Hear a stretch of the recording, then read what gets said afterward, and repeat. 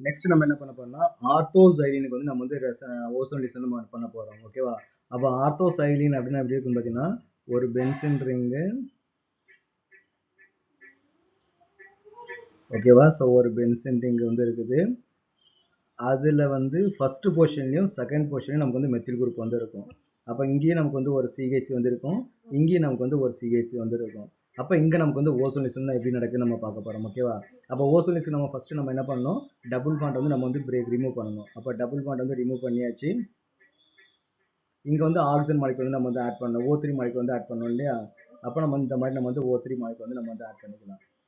அதே மாதிரி இங்கே நம்ம என்ன பண்ணுறோம், ஒரு டபுள் பாண்ட் இருக்குது, டபுள் பாண்டை ரிமூவ் பண்ணுறோம். அதே மாதிரி O3 மாலிகுல்ஸ் வந்து உள்ள வந்து நம்ம வந்து ஆட் பண்ணிக்கிறோம்.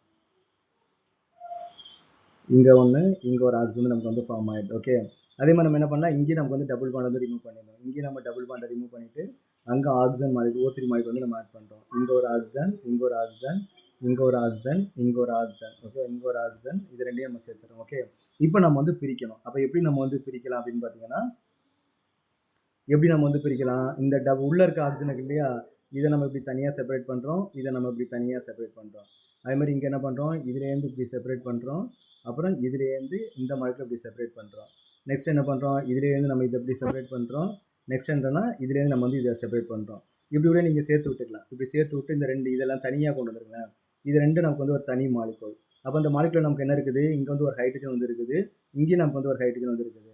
அப்போ CHO CHO, அப்போ நமக்கு என்ன மாலிகுல் கிடைக்கும்னா CHO வந்து நமக்கு வந்து கிடைக்கும்.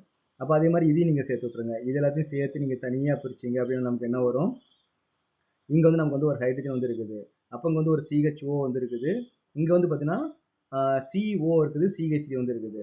அப்போ இங்கே என்ன இருக்குதுன்னா C டபுள் பாண்ட் O இருக்குது, இங்கே வந்து ஒரு CH3 வந்து இருக்குது, இங்கே வந்து நமக்கு வந்து ஒரு CHO வந்து இருக்குது. ஸோ அப்போ இதான் இந்த மாலிகுல் தான் நமக்கு வந்து இங்கே வந்து கிடைக்கும்.